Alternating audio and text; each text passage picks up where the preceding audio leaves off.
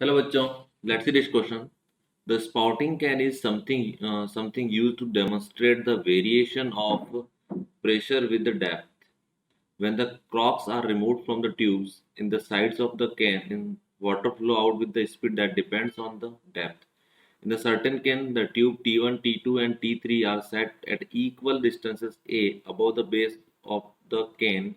When water contained in this can is allowed to come out of the tube, the distances on the horizontal surface are measured as x1, x2 and x3.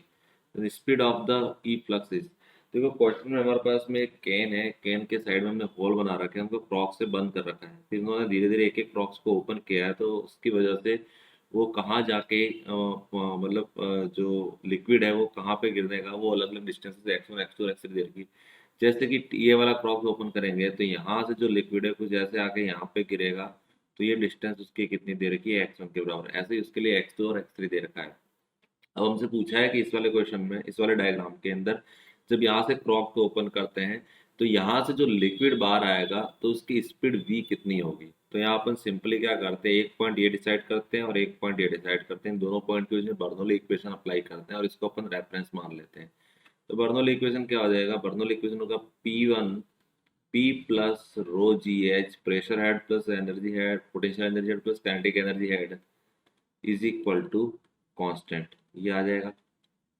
अब इसको one नाम देते हैं। One पे देखेंगे तो P कितना है, एटमॉस्फेयर प्रेशर है पी नॉट के बराबर। रेफरेंस हमने इसको मान रखा है, तो पॉइंट वन कितनी हाइट पे, एच हाइट पे, तो rho g h as compare to opening. ये वाली जो टू वाली ओपनिंग है, ये इसकी ओपनिंग बहुत ज़्यादा है, तो यहाँ पे जो लिक्विड है उसकी स्पीड कितनी होगी, ऑलमोस्ट जीरो के बराबर। तो ये जीरो हो जाएगा। इक्वल टू पॉइंट टू पे प्रेशर कितना हो जाएगा, फिर से ओपनिंग डायरेक्ट एटमॉस्फेयर के कॉन्टेक्ट में, तो पी नॉट के बराबर आएगी। प्लस अब ओपनिंग की सेट 2.2 की ओपनिंग की हाइट रेफरेंस से कितनी है, जीरो, तो ये जीरो हो जाएगा। वहाँ पे स्पीड कितनी है, हाफ रो वी स्क्वायर हो जाएगा यहाँ से, करेक्ट।